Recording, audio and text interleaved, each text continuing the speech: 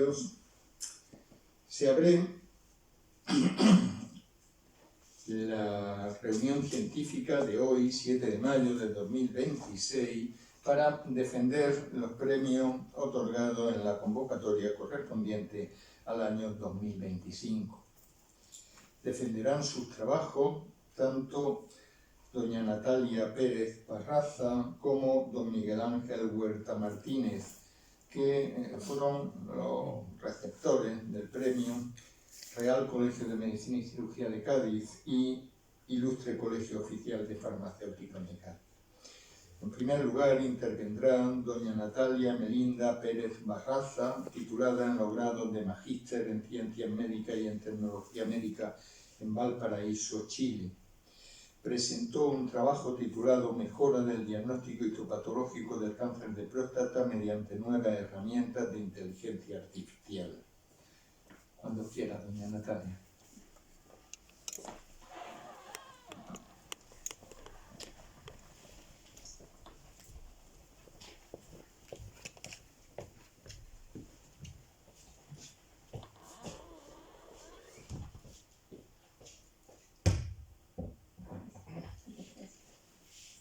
Antes de comenzar, quisiera saludar al excelentísimo e ilustrísimo presidente de la Real Academia de Medicina y Cirugía de Cádiz, a los ilustrísimos académicos y a los estimados presentes. El trabajo que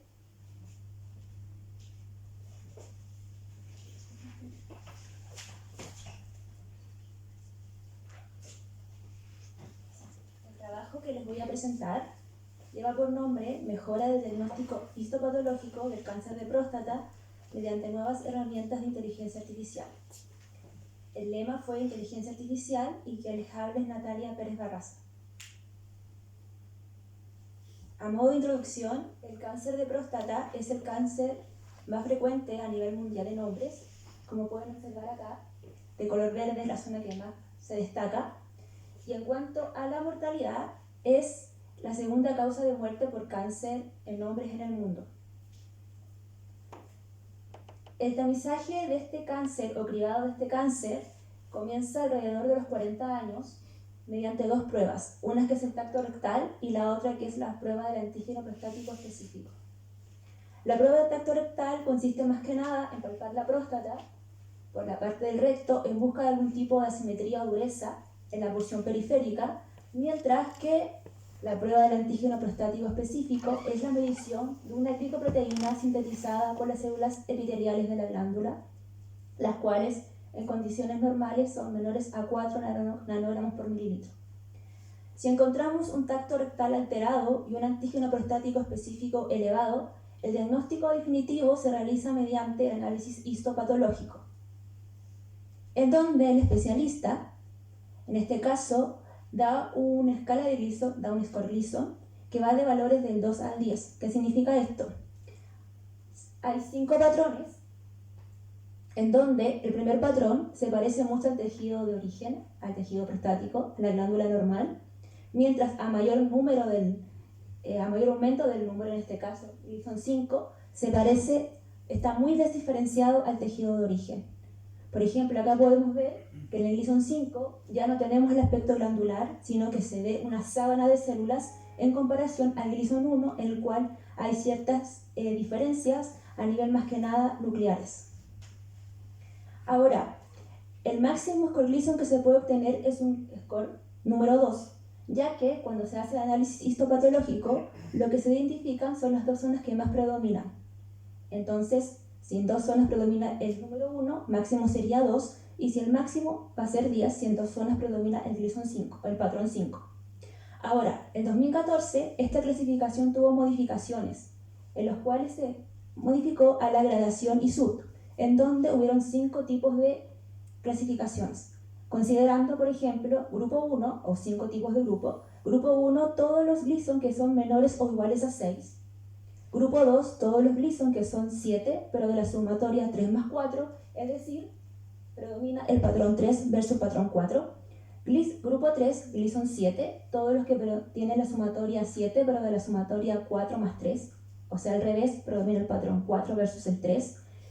Grupo 4 corresponde al Gleason 8, Y grupo 5 corresponde a la sumatoria 9 y la sumatoria 10. La sumatoria 9 independiente si es de 5 más 4 o 4 más 9. Con esta información, más la estratificación clínica del tumor, el TNM, si está a nivel extracapsular o intracapsular, si hay nódulos linfáticos involucrados o si hay metástasis, junto con la glicoproteína, lo que se hace es clasificar a los pacientes de acuerdo a un grupo de riesgo clínico, en bajo, medio y alto, con el objetivo de dar un tratamiento adecuado, de acuerdo a la clasificación en que es seleccionado. Sin embargo, aún existen desafíos en lo que consiste el diagnóstico y el pronóstico, por la variabilidad de los marcadores. Por ejemplo, la glicoproteína antes mencionada no solo se ve incrementada por la presencia de cáncer, sino que también por infecciones, por traumas y por la misma hiperplasia. Hiperplasia que la mayoría de los varones la va a tener, considerando que entre los 40 y los 51 años el 25% ya la tiene, y mientras más incrementa la edad, por ejemplo, a los 80 años el 90% ya tiene esta patología benigna. Además, la interpretación de Gleason también depende mucho del especialista. Se ha visto diferencias entre diferentes patólogos al ver una misma muestra. En paralelo, en los últimos tiempos, la inteligencia artificial ha revolucionado el diagnóstico del cáncer. En este caso, mediante el empleo de Deep Learning, el cual se basa más que nada en una red de neuronas que presenta diferentes capas en las cuales cada uno va reconociendo patrones específicos. Lo que hace más que nada, aprende patrones y extrae características relevantes como formas, texturas y relaciones espaciales. Ahora, en la parte del cáncer de próstata se han realizado entrenamientos con estos modelos, en los cuales, por ejemplo, hay trabajos, como el que les presento acá abajo, en donde 6 patólogos fueron revisando muestras, hicieron un consenso en los puntos en común entre ellos y compararon el resultado con un modelo automatizado de Deep Learning y vieron que había una alta correlación. Además, destacaban que en este modelo lo más relevante era que disminuía el tiempo de diagnóstico en un 30%. Existen modelos también más novedosos o más sofisticados, como en el caso del modelo que fue el 2025, que corresponde a un modelo mixto jerárquico que presenta niveles. El modelo anterior lo que hace es que reconoce una imagen y a esa imagen busca patrones y hace una predicción. En este caso, lo que hace este modelo, ve toda la imagen, es por ejemplo, como una analogía, es decir, ve las piezas de un puzzle y luego arma el puzzle. Entonces acá ve toda la imagen y de la imagen primero lo que hace, busca la atención de las cosas más importantes. En este caso lo que más se destaca, en la imagen que está puesta acá de una muestra de biopsia de cáncer de próstata, se ven los diferentes patrones de Gleason antes mencionados reconocidos por diferentes colores. Y después de eso, extrae las características más relevantes y saca su conclusión. Es lo que hace, en este caso, o imita el proceso cognitivo de un patólogo que primero analiza las regiones más relevantes y luego da su diagnóstico. ¿Qué tenemos más adelante? Las perspectivas futuras. Actualmente se han analizado imágenes histopatológicas, utilizando estos modelos de inteligencia, para dar un mejor pronóstico y diagnóstico. Sin embargo, lo que se espera es no solo considerar la parte histopatológica, la parte de la biopsia, sino que también considerar otras variables. Variables como puede ser la data molecular, las variables clínicas, las imágenes radiológicas. ¿Para qué? Para entregar también un mejor pronóstico y un tratamiento más personalizado. Además, en paralelo, los modelos antes aplicados a nivel de histopatología, lo que se espera, además de dar un mejor apoyo diagnóstico, es también dar un apoyo educativo para las siguientes generaciones de formaciones de especialistas o patólogos, los cuales sepan, al ver una imagen, saber interpretar qué patrones se están reconociendo o cuáles son los más relevantes para dar un diagnóstico más certero. En cuanto a eso, entonces, se plantearon los siguientes objetivos en el trabajo. Primero, desarrollar un modelo de inteligencia artificial para la valoración integral de las características clínicas e histopatológicas del cáncer de próstata, para determinar el diagnóstico y pronóstico de la patología en el contexto clínico. Y de él se desglosaron 3 objetivos. Objetivo número 1, específico, implementar modelos de redes convolucionales para la clasificación automatizada de imágenes histologías prostáticas, diferenciando cáncer e hiperplasia prostática benigna, evaluar el efecto de la normalización de color y tinción histológica sobre el rendimiento de los modelos de clasificación con el fin de mejorar la consistencia y precisión diagnóstica del sistema de inteligencia artificial, y por último, diseñar e incorporar algoritmos de segmentación basados en arquitectura UNED, orientados a la delimitación precisa de las áreas tumorales y estructurales glandulares relevantes en las biopsias. Materiales y métodos. Tenemos que esto es un estudio retrospectivo observacional en el cual involucra 210 pacientes, en las que se consideraron ciertas variables de inclusión y exclusión. Inclusión son todos los pacientes derivados de la Corporación Nacional del Cáncer de la Quinta Región de Chile entre el año 2008 y 2014. Criterios de exclusión que hayan recibido tratamiento hormonal, radioterapia o resecciones quirúrgicas de la próstata. Cabe destacar que este trabajo fue aprobado por el Comité de Ética de la Universidad de Valparaíso. Se consideran también variables clínicas y patológicas, tantos como la edad, en dos rangos, menor a 50 o mayor igual a 50, antígeno prostático específico clasificado en menor a 20, mayor igual a 20, el diagnóstico histopatológico, es decir, cáncer o hiperplasia, el estadio TNM y la gradación y la que antes les mencioné que estaba clasificada en nuevos 5 grupos. ¿Qué se hizo primero? De las imágenes histopatológicas, en este caso las funciones por aguja fina, se tomaron 3 fotografías de las zonas más representativas. Y antes de entrenar el modelo, primero se modificaron, se hizo un preanálisis de estas imágenes. ¿Por qué? Si ustedes notan, las imágenes son más largas que altas, y cuando se entrena un modelo necesita imágenes cuadradas. Por lo tanto, con IMAG se pusieron todas estas imágenes de tamaño cuadrado. Posterior a eso, se entrenó un modelo con las variables. En este caso, primero se utilizó la variable de las imágenes. Se entrenó el modelo, en el cual se ocupó un 75% de las imágenes para entrenamiento y un 25% para la predicción. Normalmente este es el rango, también puede ser 80 para entrenamiento y 20 para predicción. ¿Cómo se vieron los resultados? O se validaron a través de curvas ROC o tablas de confusión.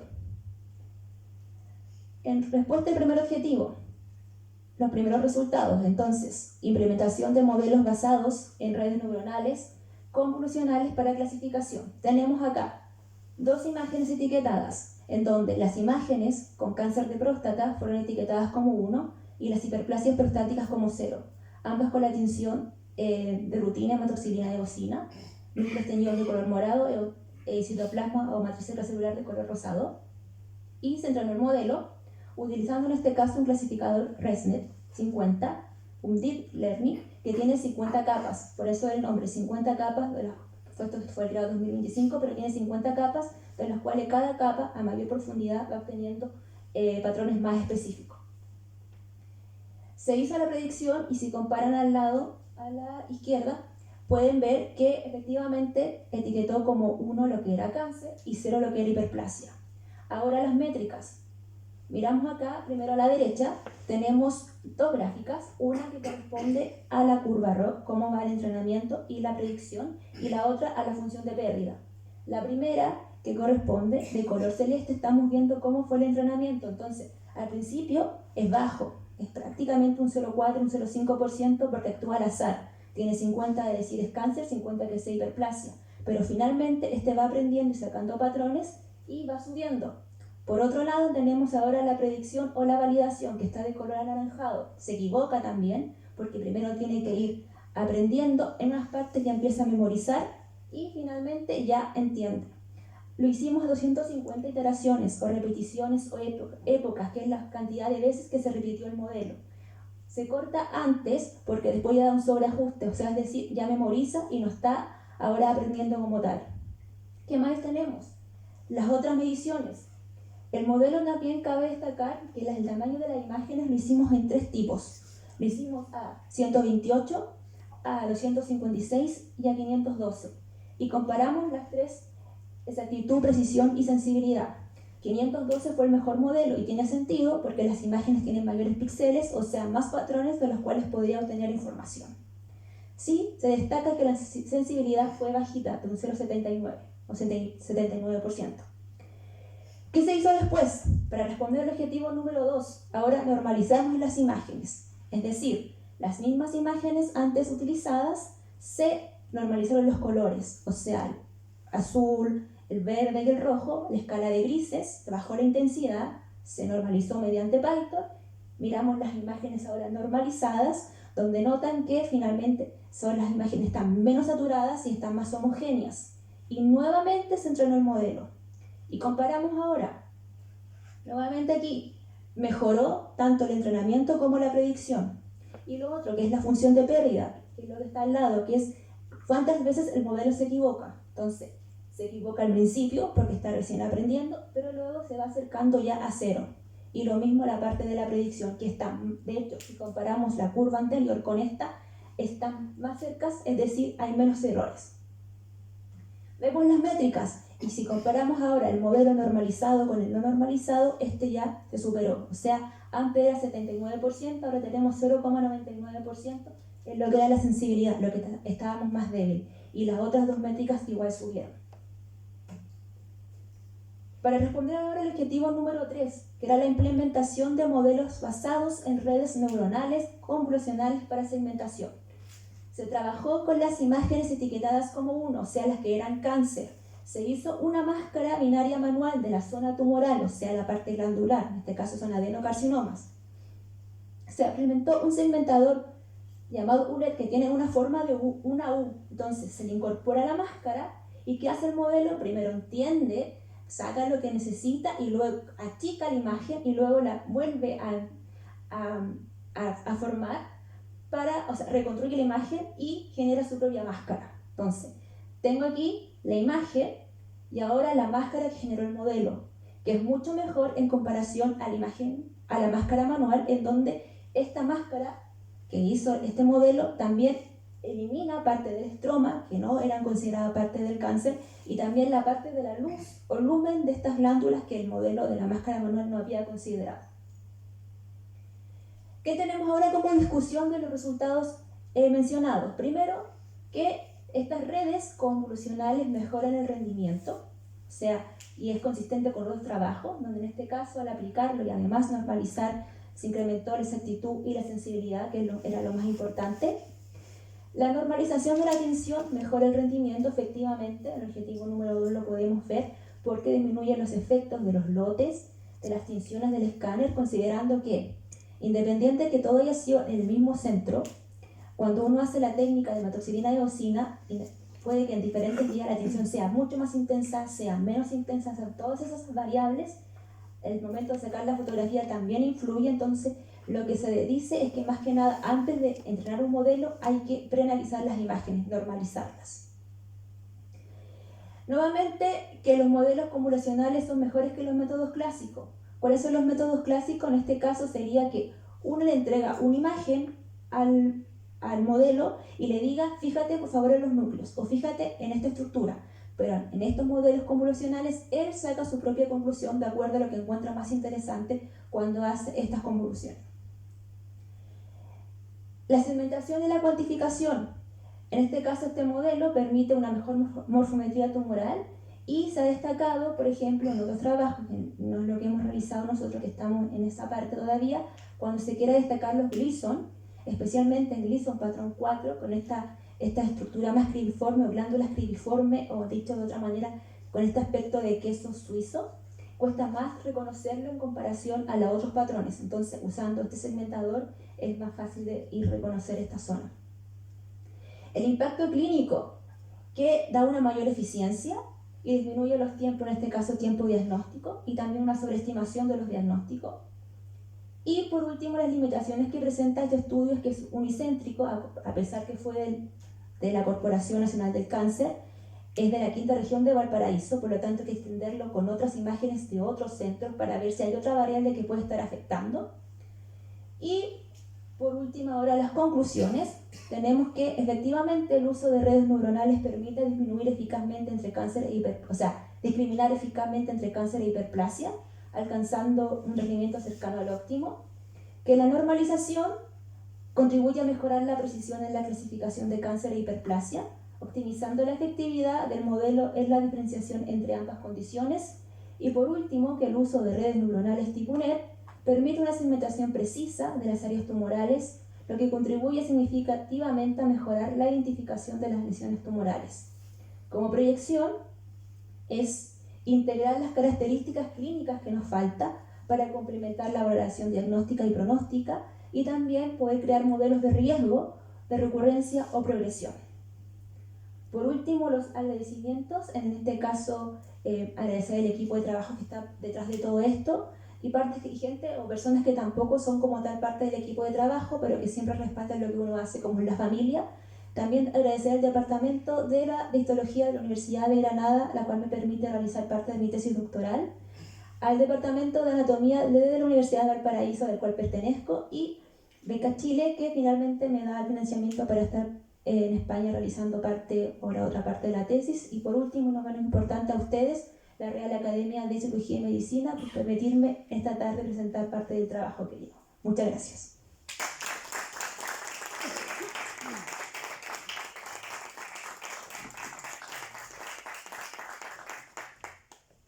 Pase, por favor.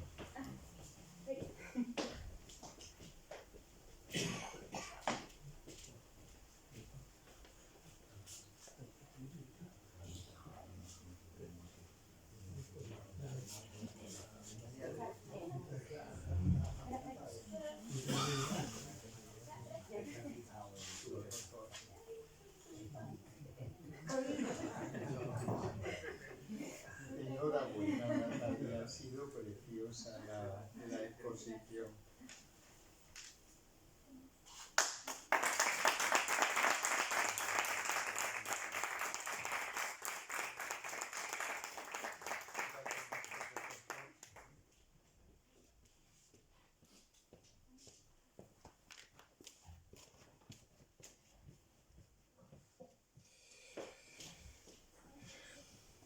Muchas gracias, doña Natalia. A continuación lo defenderá don Miguel Ángel Huerta Martínez, graduado en farmacia, el Premio Ilustre Colegio Oficial de Farmacéuticos de Cádiz 2025. Tenemos con nosotros, y es de agradecer, la presencia del presidente del Ilustre Colegio Oficial de Farmacéuticos de Cádiz. El trabajo se titulaba la inhibición de los receptores P2X3 y P2X23 produce una eficacia analgésica consistente, revisión sistemática y metaanálisis de estudios preclínicos. Tiene la palabra don Miguel Ángel. Muchísimas gracias a los asistentes, al presidente de la Real Academia de Medicina y Cirugía de Cádiz, y también al presidente del Colegio Oficial de Farmacéuticos de Cádiz, y asimismo también a ambas instituciones por este premio. Y bueno, pues vamos a hablar un poquito de los receptores P2X3. Concretamente, la charla se titula Bloquear el dolor desde su origen, los receptores P2X3 como nueva diana analgésica. ¿Vale? Mi nombre es Miguel Ángel Huerta y soy estudiante predoctoral en la Universidad de Granada, en el Departamento de Farmacología, aunque actualmente me encuentro realizando una estancia de investigación en la Universidad de Cambridge. Y bueno, vamos a empezar un poquito por el principio, con ¿qué es el dolor? Bueno, pues el dolor, según la RAE, es una sensación física molesta o difícil de soportar debida a una causa interior o exterior. Sin embargo, la aplicación científica del dolor o la definición científica que utilizamos los que trabajamos en dolor es la de la Asociación Internacional para el Estudio del Dolor, que es que el dolor es una experiencia sensorial y emocional desagradable asociada a una lesión real o potencial o descrita en los términos de dicha lesión. Me gusta esta definición porque comenta que el dolor es una experiencia y esa es la característica principal del dolor, que al final es una experiencia que depende del contexto y por supuesto de la persona, tiene un grado de subjetividad bastante alto. Y bueno, ¿por qué nos interesa estudiar el dolor? ¿Qué sentido tiene? Pues es una enfermedad muy prevalente. El dolor crónico afecta al 26% de la población de España, lo cual es un dato bastante relevante. Los principales tipos de dolor, los más prevalentes, son el dolor cervical y el dolor lumbar, que muchos de vosotros probablemente habréis sufrido alguna vez en vuestra vida.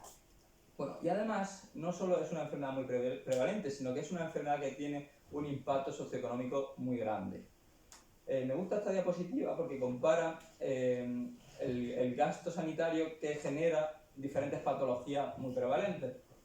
Aquí tenemos al dolor crónico y este es el gasto que genera, el gasto público en sanidad que genera, y como veis es mucho mayor que otras patologías muy comunes o que todos tenemos presentes, como por ejemplo el cáncer. Y a la derecha, en la barrita gris, lo que se ilustra es el gasto en investigación que se realiza, en este caso concretamente en el NIH de Estados Unidos, y vemos que mientras que todas las patologías tienen una inversión bastante elevada, el dolor tiene un ratio muy por debajo de lo que en mi opinión debería tener, lo cual pues, ilustra bastante bien que quizá debemos de realizar algunos esfuerzos por encima en este tipo de patología. Bueno, y recientemente publicamos un estudio en el que preguntamos a los médicos, a los médicos especialistas, no solo médicos, sino especialistas en general en tratamiento del dolor, concretamente el dolor neuropático, que cómo creían que estaba el tratamiento del dolor. Bueno, pues observamos que la mayoría, la mitad de profesionales del dolor no están satisfechos con el tratamiento, y mucho peor aún, mucho menos satisfechos están los pacientes, os podéis imaginar. Entonces, bueno, en base a esto, lo que observamos es que el tratamiento del dolor en los últimos años no ha cambiado prácticamente. De hecho, en los últimos 40 años se han estado utilizando los mismos 6 grupos farmacológicos que se utilizaban hace 40 años, lo cual dice que algo no está funcionando del todo bien. ¿Y qué está pasando en este sentido? Pues lo que está pasando es que se están realizando muchos ensayos clínicos con nuevos fármacos, pero la mayoría de ellos están fracasando. En los últimos años se ha realizado una gran inversión en ensayos clínicos para el tratamiento del dolor, pero sin embargo muy pocos han llegado a buen puerto. Aquí pongo algunos de los ejemplos de dianas farmacológicas que eran súper prometedoras y finalmente fracasaron estrepitosamente en ensayos clínicos, despilfarrando millones y millones de euros. Ejemplos de ellos son los canales de sodio voltaje dependiente 1.7, que son una diana que era súper prometedora pero que finalmente fracasó, los receptores de angiotensina 2 tipo 2, el Nerve Growth Factor, NGF, o los inhibidores del neuroquinina o sustancia P, que eran también muy prometedores pero al final fracasaron. Y también recientemente nosotros descubrimos esto de primera mano, y es que revisamos cuáles eran los tratamientos de la neuralgia posherpética, los nuevos tratamientos que habían surgido en los últimos 5 años, y lo que observamos es que, de nuevo, en los ensayos clínicos la mayoría de estos fármacos habían fracasado.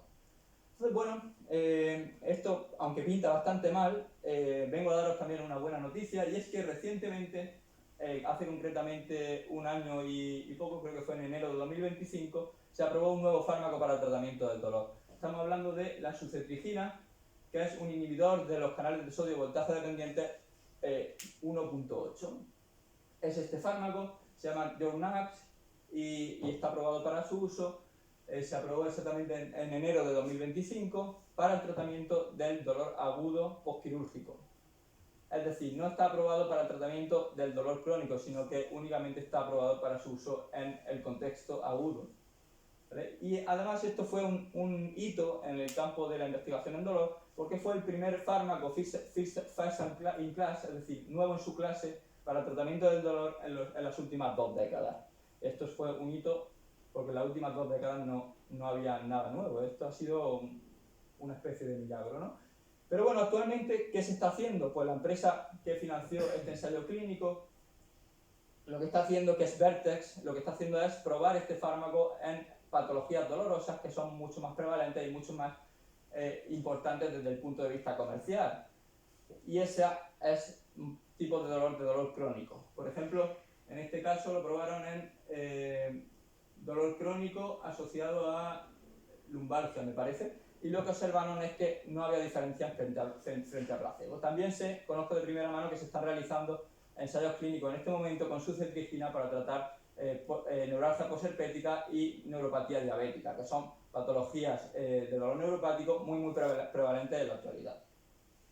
Es decir, aunque este fármaco ha sido una revolución en el campo del dolor, parece que en condiciones crónicas pues la cosa no pinta del todo bien, aunque tendremos que esperar a los resultados de los ensayos clínicos en neuropatía. Entonces, en base a este contexto, necesitamos algo nuevo, necesitamos nuevas estrategias para tratar el dolor, y para ello pues tenemos que entender la fisiopatología del dolor. Entonces, bueno, me voy a ir al 1644, a Descartes. Él hizo una de las primeras ilustraciones de lo que es la sensación del dolor en humanos, y la verdad que lo hizo bastante bien para esa época. Descartes lo que decía es que en la parte periférica del organismo, en la piel, en este caso en el pie, es donde se produce la sensación, donde se produce la traducción de un estímulo, en este caso por ejemplo térmico, como sería el fuego, a un estímulo a un estímulo eléctrico, que serían las neuronas. Él en ese momento no sabía que las neuronas tenían una conducción eléctrica, sino que se imaginaba una especie de cuerda que iba desde el pie a la pierna y acababa en el cerebro. Pero él ya dibujó esta especie de cuerda que llevaba una campana que sonaba en el cerebro.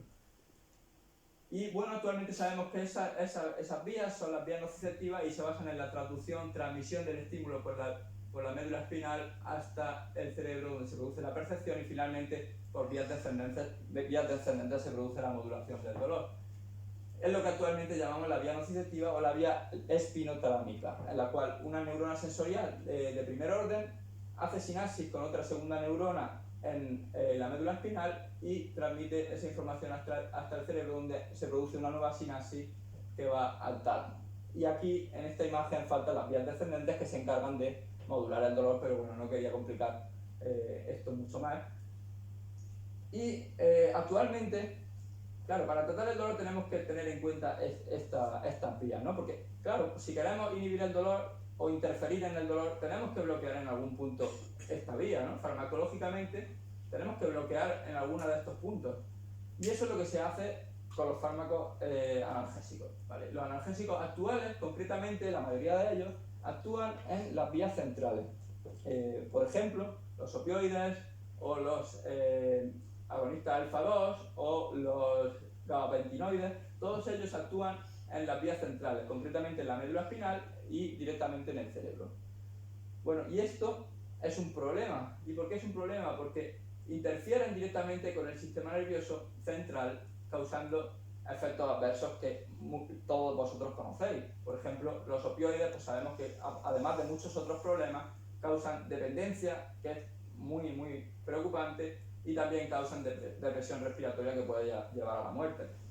En el caso de los gabapentinoides, lo que más preocupa es la sedación, el mareo, la incapacidad de realizar una vida diaria normal. Entonces, bueno, pues vemos que estos fármacos, aunque generalmente funcionan, porque por ejemplo los opioides sabemos que tienen una eficacia bastante robusta, pero vienen con unos problemas que no nos interesan para nada y tenemos que intentar encontrar alternativas. Entonces, bueno, lo que nosotros proponemos, lo que creemos que es más interesante, es bloquear el dolor desde una parte periférica, desde la primera neurona, de la neurona sensorial primaria, bloquearla para así evitar que la información dolorosa llegue a transmitirse a la segunda neurona. Si bloqueamos el dolor en esa parte, podemos esperar que tendremos analgesia y esperamos que no se produzcan estos efectos adversos que tenemos cuando bloqueamos la vía central.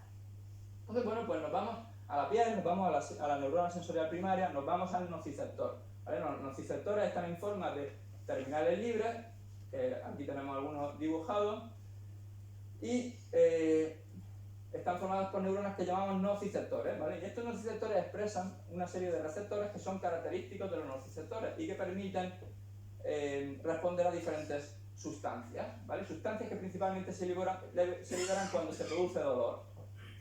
Responden a estímulos térmicos, responden a estímulos táctiles, también a estímulos mecánicos, y también, por supuesto, responden a estímulos químicos. Por ejemplo, estas sustancias químicas sabemos que son capaces de activar los nociceptores produciendo dolor. Y una de ellas, en la que me voy a centrar en la charla de hoy, es esta, el ATP, ¿vale? El ATP es una molécula súper interesante, la mayoría de vosotros habéis oído hablar del ATP. Es una sustancia que se utiliza en condiciones fisiológicas, la célula la utiliza para producir energía. Es lo que se llama la moneda energética de la célula, ¿vale? Entonces, la célula en su mitocondria utiliza el ATP para producir energía. Y todas las células del organismo tienen en su citosol, en su citoplasma, tienen una cantidad bastante elevada de ATP, ¿vale? Entonces, ¿qué pasa cuando se produce un daño tisular? Pues lo que pasa es que se rompen diferentes células y se libera ATP al medio. Entonces, este ATP tiene su propio receptor, que ahora hablaremos de él, y sería capaz de producir dolor. Entonces, este es el esquema de lo que pasa cuando se produce un trauma periférico, en este caso una herida en la piel directamente, además de liberarse otras muchas sustancias, que tenemos aquí algunas, y de acudir a la zona un montón de sustancias, de células inmunitarias, como mastocitos, neutrófilos, macrófagos, pues también se rompen muchas células en el tejido y se libera mucho ATP. Bueno, pues este ATP va a unirse a los terminales libres, va a unirse a los nociceptores, concretamente a unos receptores que llamamos P2X3. Receptores purinérgicos, no son únicamente los P2X3, son receptores purinérgicos que responden a las purinas, concretamente al ATP, ¿vale? Y nos vamos a centrar en el receptor P2X3 por un motivo, porque el receptor P2X3 con respecto a otros está de forma selectiva en las neuronas sensoriales, mientras que otros receptores purinérgicos están en otras partes o incluso también se encuentran en las células inmunitarias. Por ejemplo, los P2X7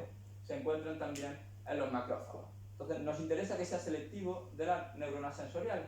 ¿Y cómo demostramos que es selectivo de las neuronas sensoriales? Bueno, pues esto lo hicimos nosotros en el laboratorio, hicimos un experimento y lo que hicimos fue recolectar el ganglio de la raíz dorsal de unos ratones. El ganglio de la raíz dorsal, o DRG, es donde confluyen todas las neuronas sensoriales del organismo, todas las neuronas primarias, es donde está el soma de estas neuronas sensoriales. Entonces, ¿qué pasa si lo cogemos y hacemos una tinción por inmunohistoquímica? En este caso con periferina. Periferina es un marcador de neuronas sensoriales. Bueno, este es un DRG de ratón. Y cada circulito de estos es una neurona sensorial. Entonces lo que vemos es que el marcaje con periferina efectivamente nos marca todas las neuronas sensoriales, todos los somas. Así redonditos, vemos que en el centro está el núcleo del soma de las neuronas. Y si hacemos un marcaje de los receptores P2X3, pues lo que vemos es que algunas de ellas, no todas, expresan este receptor. Es decir, algunas de estas neuronas son capaces de responder al ATP, pero no todas. Hablamos de un 40% más o menos. Y otras, por ejemplo, responden a TRPV1, que es otro receptor, que en este caso esto responde a capsaicina, por ejemplo, o a protones o al calor también. Entonces vemos que no solapan en absoluto, son poblaciones neuronales totalmente diferentes. Esto simplemente es el MERGE, donde se observan todas las poblaciones juntas. Entonces recapitulamos, cuando se produce una erosión tisular, se rompen células que liberan ATP al medio. Este ATP interacciona con los receptores P2X3 que se encuentran en las neuronas sensoriales primarias o nociceptores, y el receptor P2X3 se activa, y al activarse el receptor este es un canal de cationes, un canal concretamente de calcio y de sodio. Entonces al activarse se abre y deja pasar sodio y calcio. ¿Qué pasa cuando el sodio y el calcio entran a la neurona? Que se produce una despolarización. Entonces se produce una señal nociceptiva que produce dolor. Este es el mecanismo de nuestra vida. Y bueno, esto lo demostré también en un experimento que hice recientemente, en el cual cultivé neuronas sensoriales primarias de ratón, en este caso otra vez, en una placa, y registramos el calcio intracelular de estas neuronas en el tiempo, a lo largo del tiempo. Esta escala sería el tiempo. Entonces lo que vemos es que cuando añadimos ATP al medio, se produce un aumento del calcio intracelular de diferentes neuronas, no de todas. Vemos que hay algunas que se mantienen estables, pero hay algunas que responden al ATP que se pone al medio. Estas neuronas probablemente son las que expresan el receptor P2X3 y por eso responden a calcio.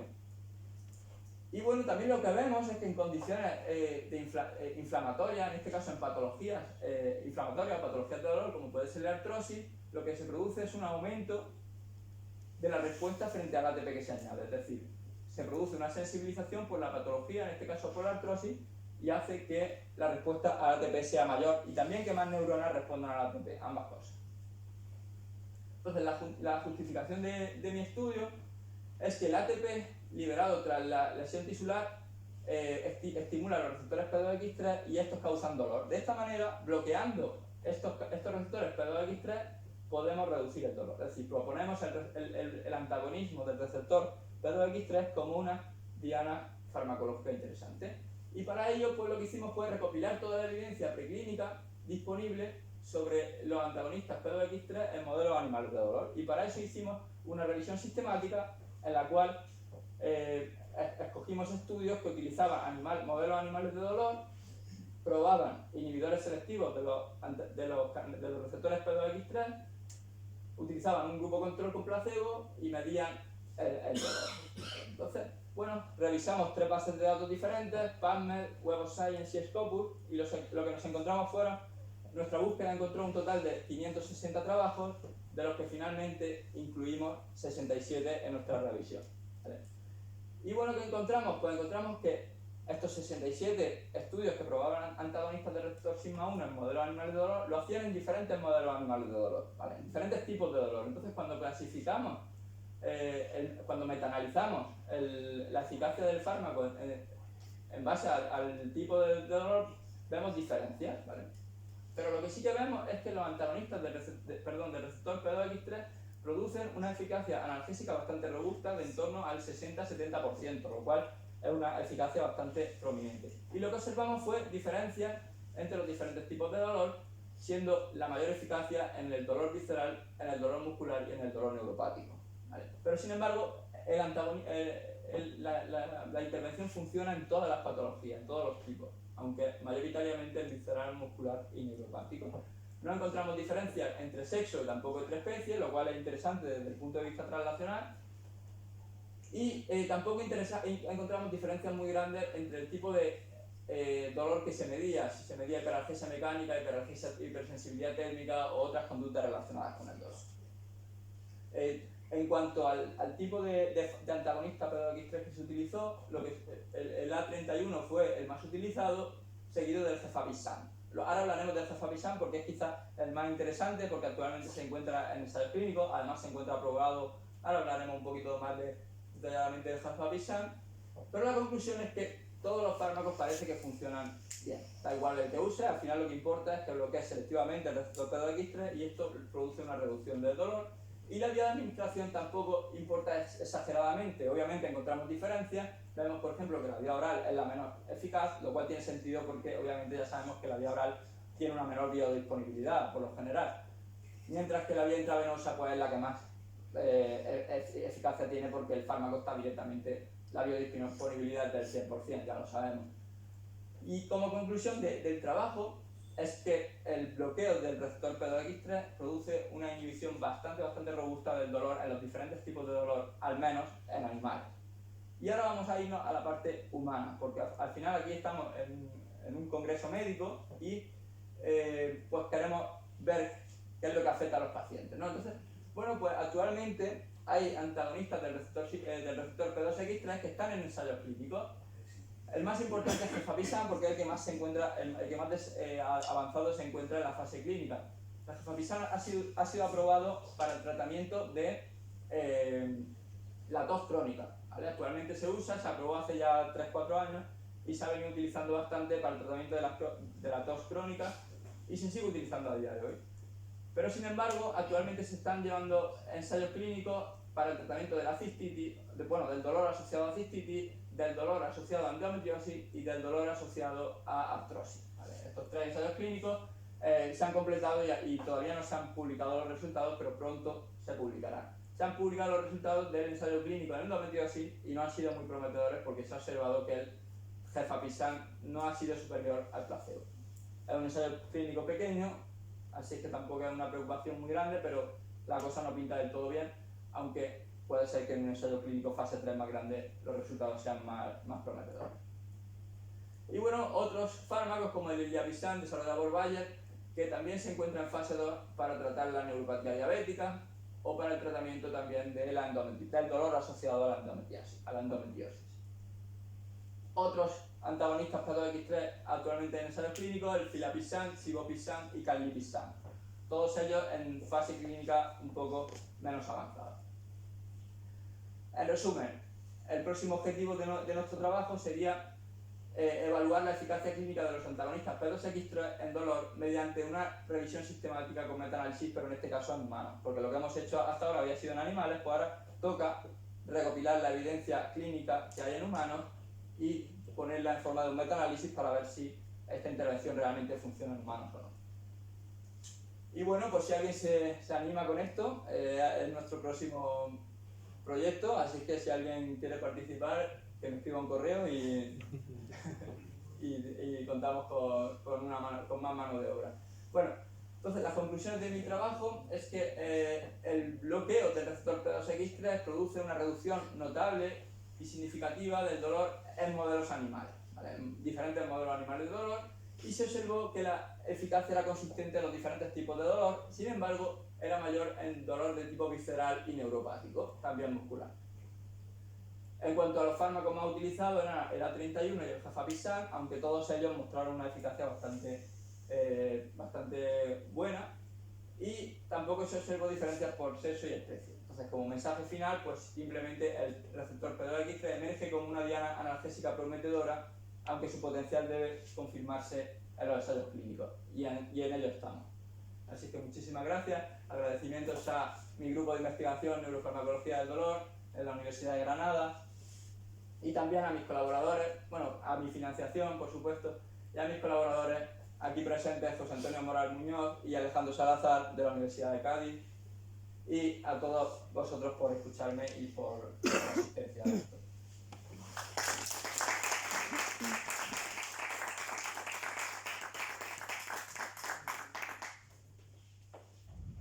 Por aquí, Miguel.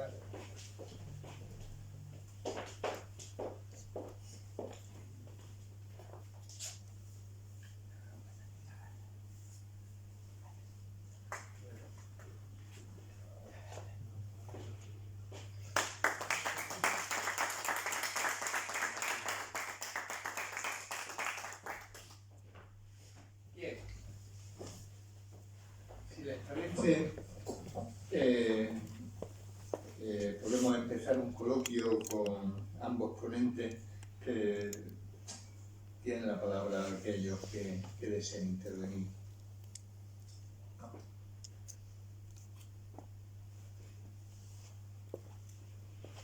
Doctor Ortiz. Felicitarles a las dos presentaciones porque me han parecido excelentes, ¿no? La primera pregunta era sobre el tema de la histopatología y la inteligencia artificial, ¿no? Exactamente, ¿cuál es la coincidencia? O sea, porque siempre pues, los clínicos lo que acostumbramos a tener presentes con el tema de inteligencia en el diagnóstico es la relación entre el patólogo en la histopatología y el procedimiento de la inteligencia artificial, a ver cuál de ellos pues supera uno a otro, ¿no? El cáncer de mama, por ejemplo, es el ejemplo, ¿no? Con los radiólogos, ¿no? Por ejemplo, si esto supera realmente la cuestión de los radiólogos o no. En este caso, mi pregunta va en ese sentido, si realmente la imagen histopatológica y tal, pues realmente es superior a lo que puede visualizar el patólogo con su microscopio. Y la otra segunda cuestión es, estaba yo pensando en el tema, en el ATP que se utiliza desde el punto de vista clínico en situaciones extremas en las que hay por ejemplo, taquicardias paroxísticas prolongadas, etcétera, que generalmente, u otras arritmias, ¿no? En las que generalmente llevan dolor, ¿no? Y se produce una parada cardíaca y se utiliza ATP. No sé yo si con la secuencia que ha expuesto tan brillante, pues realmente si en estas circunstancias pudiera realmente, supongo que no habrá muchos trabajos publicados sobre este tema, pero pregunto si realmente la secuencia fisiológica de este tema podría ir a encajar en esa situación.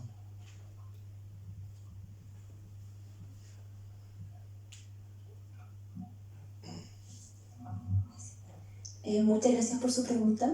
En cuanto a la parte de la histopatología y la inteligencia artificial, referente al cáncer de próstata, la idea no es que uno supere al otro, sino que sea un apoyo, que dé un diagnóstico más preciso, más certero, pero no que limite al patólogo ni que esté sobre el modelo.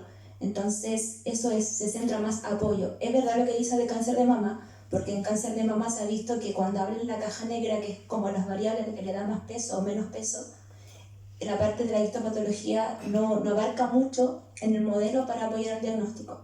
En el cáncer de próstata lo estamos también intentando hacer mediante un modelo no supervisado. Entonces, yo estoy dando todas las variables clínicas y las histopatológicas y estamos ahora viendo, al abrir la caja, si la parte de la histopatología tiene algún peso relevante para el diagnóstico. Pero hasta el momento lo que le puedo comentar es que solo quiero que sea, solo se quiere que sea apoyo diagnóstico y también, como comenté, apoyo en la docencia para ayudar también en la formación de las personas, en este caso los patólogos, que son los que finalmente hacen el diagnóstico histopatológico. Eso, así. Con respecto a su pregunta, es súper interesante, la verdad.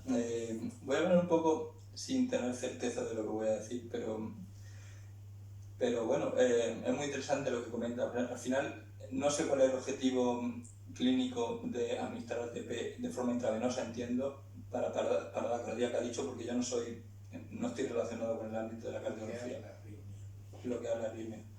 Pues bloquear la arritmia, es decir, restablecer el flujo normal. Claro, pues al final yo creo que lo que pasa es que los cardiomiocitos seguramente tendrán receptores purinérgicos también. Como he dicho anteriormente, hay muchos tipos de receptores purinérgicos. En mi charla me he centrado en los receptores P2X3 y nos interesan precisamente los P2X3 porque están específicamente en las neuronas sensoriales. Y las neuronas sensoriales no están cerca del corazón generalmente, están en la periferia. Entonces, sin embargo, hay otros receptores purinérgicos como los P2X1, P2X7, P2X4, que son específicos de otros órganos. Y estoy seguro de que en las células musculares, como son los cardiomiocitos, por ejemplo, pues existe otra modalidad de receptores purinérgicos. Incluso también hay receptores purinérgicos P2XY, que hay también otros muchos. Es decir, hay por lo menos 20 o 25 subtipos de receptores purinérgicos y cada uno se encuentra más o menos de forma selectiva en un ámbito de la fisiología. Es verdad que luego no son tan selectivos, es verdad que hay muchos que comparten. Y de hecho algo interesante de estos receptores P2X3 es que no están en el corazón, porque imagínese si nuestros tratamientos con gefapixant, por ejemplo, actuaran sobre los cardiomiocitos, pues sería un problema. Entonces, algo positivo de estos tratamientos es que se encuentran selectivamente en las neuronas sensoriales primarias y por eso los efectos adversos que producen son generalmente leves, aunque sí producen efectos adversos. Se ha visto que el gefapixant, por ejemplo, en los ensayos clínicos que se han hecho fase 3, en los grandes que se han hecho, el principal efecto adverso es que se produce ageusia y anosmia y todas estas cosas que recuerdan un poco al COVID. ¿Y por qué produce esto? Porque actúa sobre esas neuronas sensoriales y lo que produce es que no actúen, no permiten el sentido del gusto, del tacto, del gusto o del olfato. ¿Vale? Entonces, de hecho, estos efectos adversos se están utilizando también como tratamiento. Se utiliza estos antagonistas P2X3 off-label para el tratamiento de la hipergeusia causada por ejemplo, por el tratamiento del cáncer con antitumorales que producen un aumento de gusto, por así decirlo, ya lo sabemos, sobre todo de gustos desagradables que muchas veces son muy desconfortantes para los pacientes. Vuelvo a su pregunta, no tengo ni idea de exactamente en el caso del... Pero estoy seguro que está relacionado con receptores purinérgicos que están en los cardiomiocitos. No, desde el punto de vista clínico, vamos, es evidente, ¿no? La experiencia en pacientes que en los hospitales pues tienen una parada cardíaca y se administra la ATP o ADP endovenoso y realmente revierten en su mayoría, vamos, eso. Claro, también puede ser que lo que esté suministrando energía a los cardiomiocitos, ¿no es eso? ¿Ah? Entonces, más bien la parte de activando los receptores purinérgicos que se encuentran o en el endotelio o en los cardiomiocitos. Aunque me salte un orden lógico, pero es que no quiero dejar pasar el comentario que acaba de hacer don Miguel Ángel Huerta al respecto. No, cuando tú estás bloqueando estos receptores, tú estás bloqueando los receptores de los ganglios nerviosos dorsales, ¿no? de médula espinal fundamentalmente, ¿no? Claro, ahí no solo bloquea dolor, bloquea sensación térmica, ¿qué efectos secundarios sobre el bloqueo de ese otro tipo de sensibilidad puede tener el bloqueo de esta sustancia? Porque usted lo ha dicho bien, también actúan sobre otro tipo de neuronas, como pueden ser las neuronas, no sé si gustativa o olfativa, a nivel de pituitaria y me imagino que de cintilla olfatoria, ¿no? En ese sentido. Voy a pasar un momento porque voy a poner la diapositiva. Venga, vamos allá. Pero muy, muy interesante la pregunta, ¿verdad?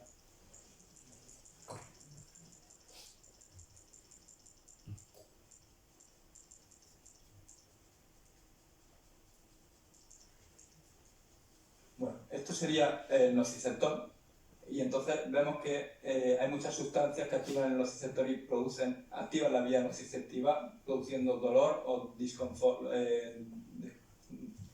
¿Cómo decirlo en español? Sí. Entonces, como usted bien dice, que el ATP actúe sobre el P2X3, al bloquear esta vía estamos bloqueando la nocicepción, pero no del todo, porque al final tenemos que tener en cuenta que hay otros muchísimos receptores que también actúan produciendo la despolarización de la neurona. Entonces, ¿bloquear solamente uno bloquea todo? La respuesta es, por supuesto que no. Por supuesto que no, porque tenemos receptores TRPs que... Pero no me refería a eso. Me refería a que si bloqueamos esto, ciertamente de modo parcial, etcétera, etcétera, en cuanto a lo que supone el estímulo que están llegando a estas neuronas, estamos bloqueando no solo la vía dolorosa, sino que estamos bloqueando la vía térmica. La vía térmica va por el mismo espino talámico que va la dolorosa, ¿no? Claro, pero por ejemplo la vía térmica... Sí, pero mira, por ejemplo, la vía térmica, en este mismo nociceptor que tenemos ahí, también hay receptores que son específicos de estímulos térmicos, por ejemplo los TRPV1 que se activan con el calor. Entonces, esos receptores van a ser capaces de meter... Esos receptores TRPV1 son canales de calcio también y de sodio, entonces esos receptores al activarse van a meter calcio y sodio y van a permitir la despolarización del nociceptor igual. Es decir, no estamos bloqueando completamente. Esto no es como un bloqueo de los canales de sodio voltaje dependiente. Esto es un bloqueo parcial porque podemos activar el nociceptor por otras vías diferentes. Estamos bloqueando solamente la del ATP y recordamos que el ATP se libera principalmente en un estado proinflamatorio. Volvemos a la diapositiva esta, donde el daño tisular producía que las células se rompieran y liberaran ATP. En una situación basal, esto no debería suceder en una mayor medida. O sea, estaríamos reduciendo un poco el dolor. Voy a ser un poquito malo, ¿no? Sí. Si el ATP se libera fundamentalmente en lesiones mecánicas, lógicamente, ¿no? ¿Cómo que estos fármacos actúan de un modo satisfactorio en dolores neuropáticos? Porque el dolor neuropático también generalmente conlleva lesiones de nervio, aunque no siempre se vean por imagen o por... el diagnóstico no siempre sea que en el nervio se ha producido un daño, pero sabemos de sobra que la fisiopatología, por ejemplo, de una neuropatía diabética cursa con un daño de nervios periféricos pequeños. Entonces, sabemos que se está produciendo una inflamación del nervio, una sinovitis, en el caso de todas las patologías neuropáticas. Entonces, ahí se está liberando ATP también en el nervio, pero es verdad que su pregunta es muy acertada y no tengo certeza tampoco absoluta, pero yo creo que va por ahí la cosa. A ver, discúlpenme ambos, ahora le haré otra a doña Natalia también, ¿no? Pero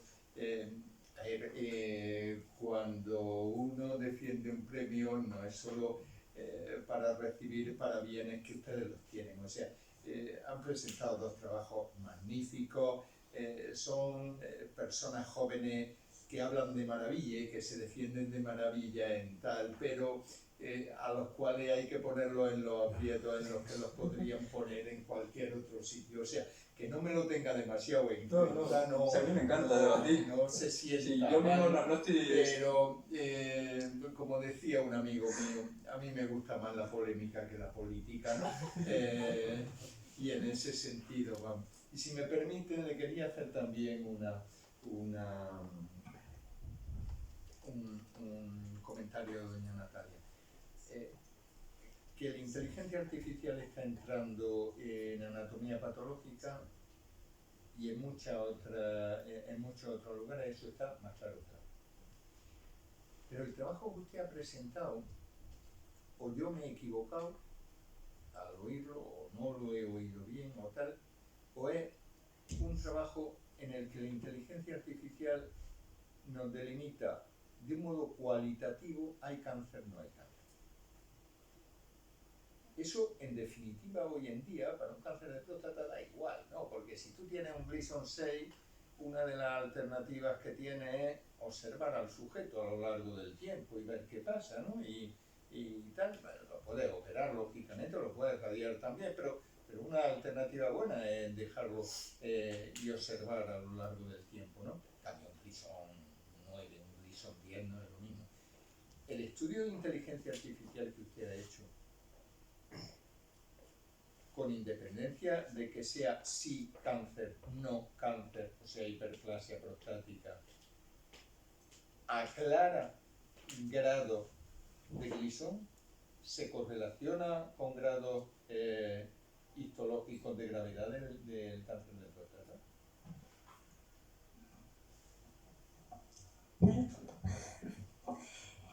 La parte, o sea, lo que mostré ahora es como parte del trabajo total. Entonces, solo ahora tengo el modelo de cáncer, hiperplasia, del cáncer de limitar zona tumoral. Pero es lo que viene, o lo que estamos trabajando ahora, a ver los Gleason, para seguir trabajando con las imágenes, y luego viene a incorporar las variables clínicas. Entonces, lo que solo mostré es como la parte inicial del trabajo. Entonces, es como un tercio de lo que quiero llegar. Así que solo mostré un pedacito. No tengo más que mostrar todavía. Así que no le puedo decir más si avanza o no, pero estamos trabajando por usted.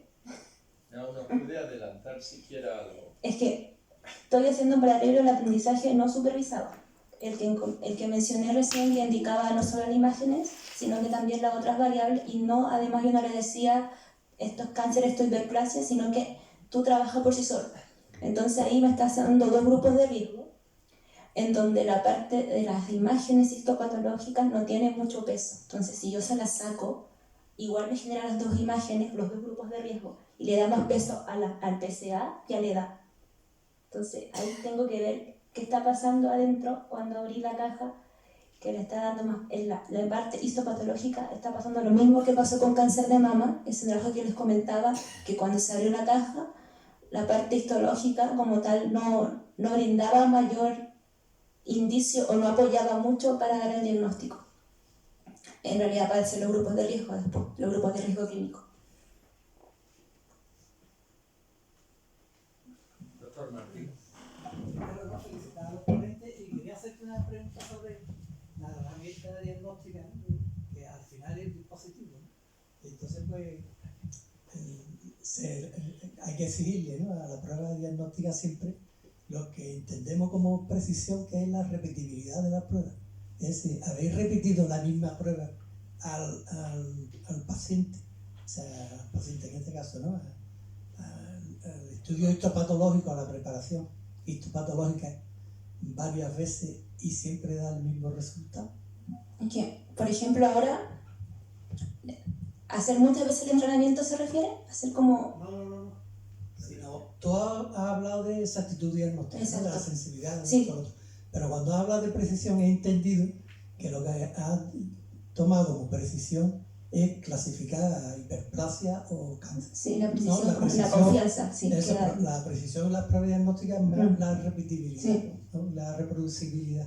Entonces, lo que te comentaba, si había estudiado la repetibilidad de la prueba, es decir, la misma prueba de preparación histopatológica da siempre el mismo resultado.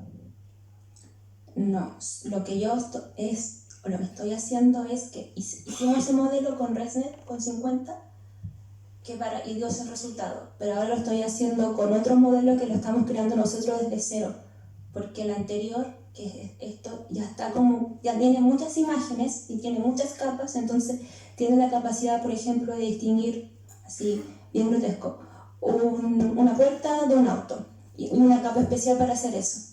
Pero en mi caso esa capa a mí no me sirve, entonces que estoy haciendo yo otro modelo, pero que lo estoy creando yo con mi cantidad de capas y yo a las iteraciones. Yo me refiero al mismo modelo, ¿no? Poniéndolo a prueba, pasándole la misma preparación histopatológica varias veces en el tiempo. O sea, te la paso ahora, te la paso mañana y te la paso pasado mañana. ¿Me dices lo mismo? No estoy haciendo eso. Solo estoy haciendo un nuevo modelo con las mismas imágenes, pero no con tantas capas. Entonces, me está dando resultados similares, pero tengo que seguir ajustando una de las variables. Pero no he repetido nuevamente este modelo cuando lo hicimos hace 1 año y medio atrás. No lo he vuelto a probar nuevamente, a verificar tal cual. Solo estoy por paralelo, haciendo uno nuevo, pero con las mismas imágenes.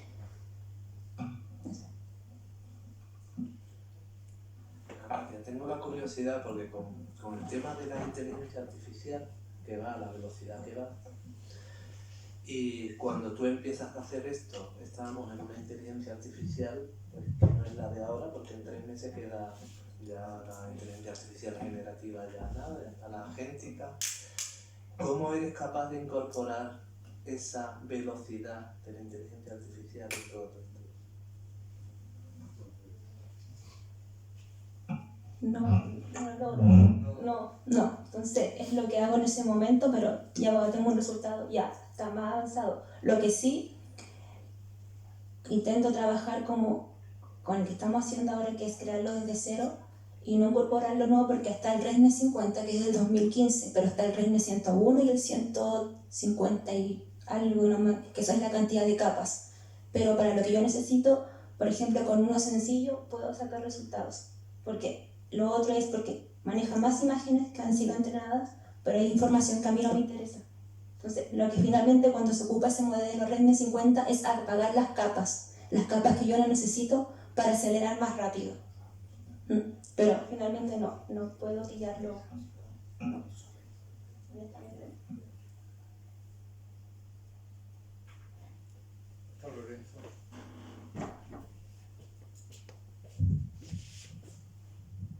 Muchas gracias. Yo también quiero felicitar a los 2 ponentes por su magnífica exposición. La pregunta a Natalia es casi todo.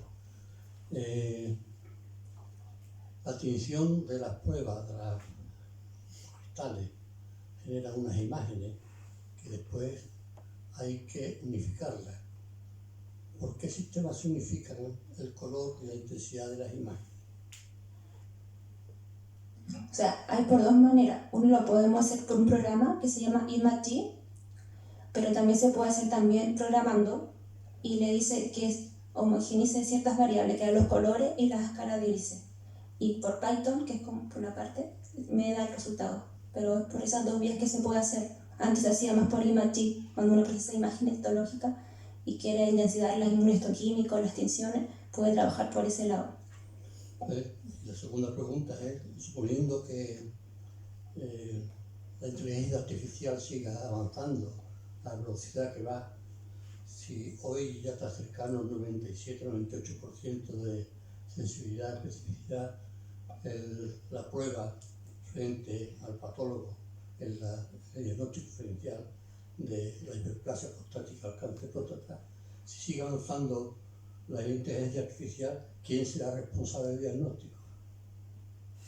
Que eso era un tema ético también, porque finalmente se le va a dar la herramienta al especialista y él tiene que ver si lo toma o lo deja. Entonces, hoy por hoy es el médico responsable. Sí, el patólogo. No sabemos lo que va a ocurrir dentro de 10 años, pero Sí. hoy por hoy es el médico. Pero yo sigo insistiendo que tiene que ser apoyo, no tiene que sacar al especialista como tal, sino que viene a ayudar a brindar este apoyo para delimitar los tiempos de resultados, porque hay que considerar que el cáncer de próstata es el más frecuente. Entonces ahí llegan muchas muestras de anatomía patológica, hay que procesar todo esto, entonces ayudar al patólogo. La idea no es, o sea, yo soy de que no hay que sacarlo, sino que ayuda, como es. Muchas gracias.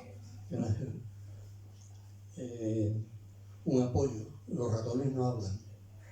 entonces no te pueden decir si tienen frío o tienen calor, ¿no?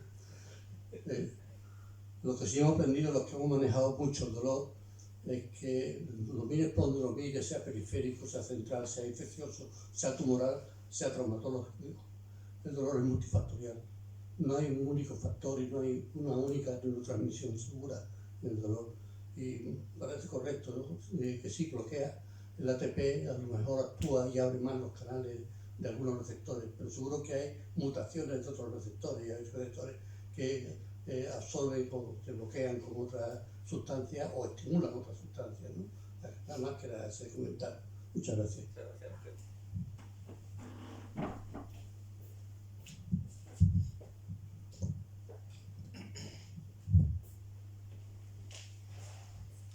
Si no hay ninguna nueva pregunta, agradecerle nuevamente la asistencia, agradecer y felicitar a nuestros dos ponentes de hoy por sus magníficas conferencias y nada más. Se levanta la sesión. El próximo jueves hablamos de inteligencia.